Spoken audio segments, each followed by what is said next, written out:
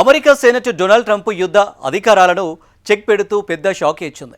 ఇరాన్తో యుద్ధానికి కాంగ్రెస్ ముందస్తు అనుమతి లేకుండా దళాలను పంపడాన్ని నిరోధించడంతో పాటు అక్కడి నుంచి బలగాలను వెంటనే ఉపసంహరించుకోవాలని ఆదేశించేలా తీర్మానాన్ని ఆమోదించింది. దీనికి అనుకూలంగా 50 ఓట్లు, వ్యతిరేకంగా 48 ఓట్లు వచ్చాయి. సొంత పార్టీకి చెందిన 4 సెనెట్ సభ్యులు ఈ తీర్మానానికి అనుకూలంగా ఓటు వేయడం అమెరికా అధ్యక్షుడిని కలవరపెట్టింది. వారికి దేశభక్తి లేదని, ప్రచారం కోసం ఆరాటపడేవారంటూ ట్రంప్ ఆగ్రహం వ్యక్తం చేశారు. అయితే ఈ తీర్మానంతో ఒరిగేదేమీ లేదంటుంది వైట్ హౌస్.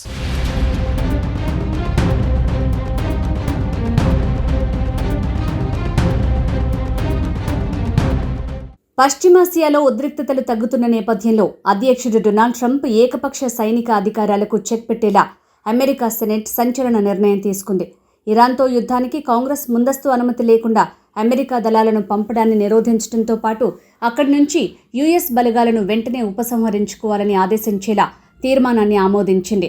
విపక్ష డెమోక్రాట్లు ప్రవేశపెట్టిన ఈ తీర్మానం విషయంలో ట్రంప్ సొంత పార్టీ రిపబ్లికన్ పార్టీకి చెందిన కొందరు సీనియర్ సభ్యులు కూడా చేతులు కలపడం విశేషం. పశ్చిమాసియాలో ఇరాన్ మీద ట్రంప్ ఏకపక్షంగా యుద్ధం చేపట్టారనే ఆరోపణల నేపథ్యంలో అమెరికా కాంగ్రెస్ తీసుకున్న ఈ నిర్ణయం కలకలం రేపుతోంది. తీర్మానంపై చర్చ సందర్భంగా డెమోక్రాట్ పార్టీ సీనియర్ సభ్యుడు చెక్ షూమర్ మాట్లాడుతూ ట్రంప్ ప్రభుత్వ విధానాలు అమెరికాను ప్రమాదకరమైన యుద్ధాల వైపు నడిపిస్తున్నాయని ఆరోపించారు. Madam President, for years, Trump promised to put maximum pressure on Iran, but he ended up delivering maximum confusion, maximum chaos, maximum cost to the American people with his disastrous war. Every second this war continues, the costs to the American people go up. And this is the 10th time Democrats have forced Republicans to vote on a war powers resolution to end the war. America సెనేట్లో ఈ తీర్మానానికి అనుకూలంగా 50 ఓట్లు, వ్యతిరేకంగా 48 ఓట్లు వచ్చాయి. దీంతో అధ్యక్షుని దూకుడుకు కళ్ళెం పడింది. సెనేట్లో ట్రంప్ పార్టీ రిపబ్లికన్లకు మెజారిటీ ఉన్నా ఫలితం లేకపోయింది. ఆ పార్టీకి చెందిన 4 రిపబ్లికన్ సెనేటర్లు Ron Paul, Susan Collins, Lisa Murkowski, Bill Cassidy అధ్యక్షుడికి వ్యతిరేకంగా ఓట్లు వేశారు. మరోవైపు డెమోక్రటిక్ పార్టీకి చెందిన senior senator John Fetterman party నిర్ణయాన్ని వ్యతిరేకిస్తూ ట్రంప్కు అనుకూలంగా ఓటు వేయటం విశేషం. గతంలో ఇలాంటి యుద్ధ అధికారాల పరిమితి తీర్మానాలను తీవ్రంగా వ్యతిరేకించిన రిపబ్లికన్ పక్ష నేత మిచ్ మెక్కానెల్, డేవ్ మెక్ కార్మికులు ఓటింగ్కు హాజరు కాకపోవటం డెమోక్రాట్లకు కలిసొచ్చింది. సెనేట్లో ప్రవేశపెట్టడానికి ముందే ఈ తీర్మానం అమెరికా దిగువ సభ అయిన హౌస్ ఆఫ్ రిప్రజెంటేటివ్స్లో 215, 208 ఓట్ల తేడాతో ఆమోదం పొందింది.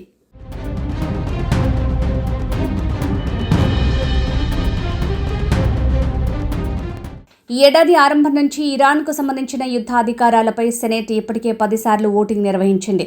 గత నెలలో సెనేట్ మద్దతు పొందిన మరో ప్రతిపాదన ముందుకు వెళ్లిన తుది ఓటింగ్ ఇంకా జరగలేదు. ఆమోదానికి అవసరమైన మద్దతు సమకూర్చేందుకు డెమోక్రటిక్ చట్టసభ సభ్యులు ప్రయత్నిస్తున్నారు. అమెరికా, ఇరాన్ మధ్య దౌత్య సంబంధాలు కొనసాగుతున్న భవిష్యత్తులో ఇరాన్కు సంబంధించిన ఏ సైనిక చర్య జరిగినా కాంగ్రెస్ పర్యవేక్షణ ఉండాలని కొందరు డెమోక్రటిక్ సెనేటర్లు పట్టుబడుతున్నారు. కాగా సెనేట్లో సొంత పార్టీ వారే తన నిర్ణయానికి వ్యతిరేకంగా ఓటు వేయడంపై అధ్యక్షుడు డొనాల్డ్ ట్రంప్ తీవ్ర ఆగ్రహం వ్యక్తం చేశారు. తన social media platform truth social వేదికగా స్పందిస్తూ ఈ తీర్మానానికి మద్దతు ఇచ్చిన వారిని తీవ్ర పదజాలంతో దూషించారు. వారిని ప్రచారం కోసం ఆరాటపడేవారుగా అభివర్ణించారు. ఇలాంటి చర్యలు దేశభక్తి లేనివి అంటూ ఆగ్రహం వ్యక్తం చేశారు.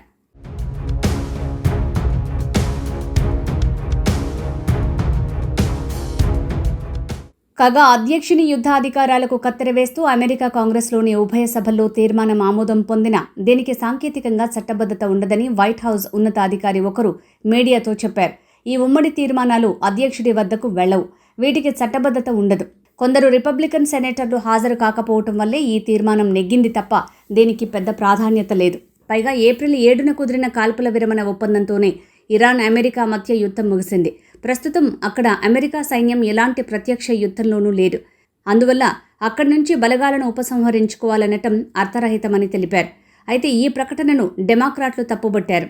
1973 నాటి వార్ పవర్స్ యాక్ట్ ప్రకారం కాంగ్రెస్ ఉమ్మడి తీర్మానం ద్వారా ఆదేశిస్తే అధ్యక్షుడు సైన్యాన్ని వెనక్కి పిలవాల్సిందేనని స్పష్టం చేశారు. ఇది ఖచ్చితంగా అధ్యక్షుడిని కట్టడి చేస్తుందని హౌస్ ఫారిన్ అఫైర్స్ కమిటీ పేర్కొంది.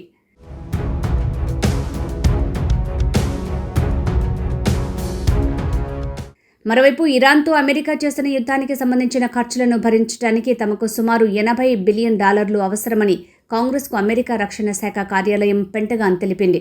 రక్షణ కార్యదర్శి పీట్ హెగ్సెత్ క్యాపిటల్ హిల్లోని చట్టసభ సభ్యులతో సంప్రదింపులు జరిపారు.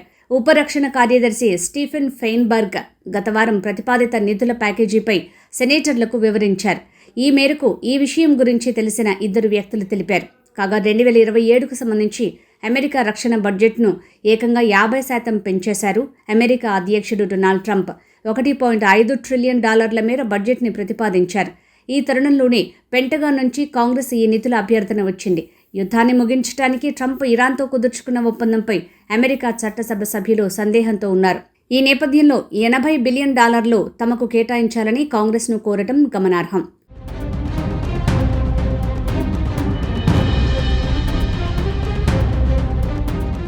ఇదిలా ఉంటే అమెరికా ఇరాన్ మధ్య జరుగుతున్న కీలకమైన శాంతి చర్చల్లో పాకిస్తాన్, ఖతార్ దేశాలు మధ్యవర్తులుగా వ్యవహరించడంపై రిపబ్లికన్ సెనేటర్లు రిక్ స్కాట్, టిమ్ షీహీ మండిపడ్డారు. ఉగ్రవాద సంస్థలకు నిధులు ఇస్తూ వారికి ఆశ్రయం కల్పించే దేశాలను నమ్మి చర్చలు జరపడం ఏంటని ఆగ్రహం వ్యక్తం చేశారు. అమెరికాపై దాడి చేసిన అల్-ఖైదా అధినేత ఒసామా బిన్ లాడెన్కు పాకిస్తాన్ దశాబ్దం పాటు ఆశ్రయం కల్పించిందని గుర్తు చేశారు. ఈ దేశాలు శాంతి స్థాపన కంటే ఇరాన్ సాగిస్తున్న ఉగ్రవాద చర్యల్ని ప్రోత్సహించడానికే ఎక్కువ ఆసక్తి చూపిస్తున్నాయని ధ్వజమెత్తారు. అమెరికాకు అసలు సిసలైన మిత్రులెవరో తెలుసుకోవాల్సిన సమయం ఆసన్నమైందని సెనేటర్ రిక్ స్కాట్ వ్యాఖ్యానించారు. ఇరాన్తో ఎలాంటి ఒప్పందం చేసుకున్నప్పటికీ ఆ దేశం అణ్వాయుధం తయారు చేయకుండా అడ్డుకునే అవకాశాలు ఏమాత్రం లేవని కుండబద్దలు కొట్టారాయన.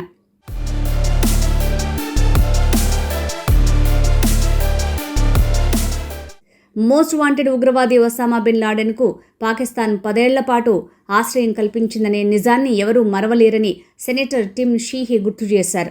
పాక్ నిఘా సంస్థ ISI ద్వారా అమెరికాకు వ్యతిరేకంగా పనిచేసే తిరుగుబాటుదారులకు నిధులు అందించారని, ఇరాన్ నాయకత్వానికి మద్దతుగా నిలిచారని ఆరోపించారు. అలాంటి దేశాలు ఈ చర్చల్లో నిష్పక్షపాతంగా మధ్యవర్తిత్వం వహిస్తాయని అనుకోవటం ముమ్మాటికి తప్పేనని ఆయన తేల్చి చెప్పారు. అమెరికా తన సంప్రదాయ మిత్రదేశాలైన UAE, ఇజ్రాయెల్, సౌదీ అరేబియాలను కూడా చర్చల్లో భాగస్వామ్యం చేయాలన్నారు. ఇటీవల స్విట్జర్లాండ్లో ఇరాన్తో జరుగుతున్న చర్చల సందర్భంగా అమెరికా ఉపాధ్యక్షుడు JD వాన్స్ పాకిస్తాన్ అంటే ఇష్టమని పేర్కొన్నారు.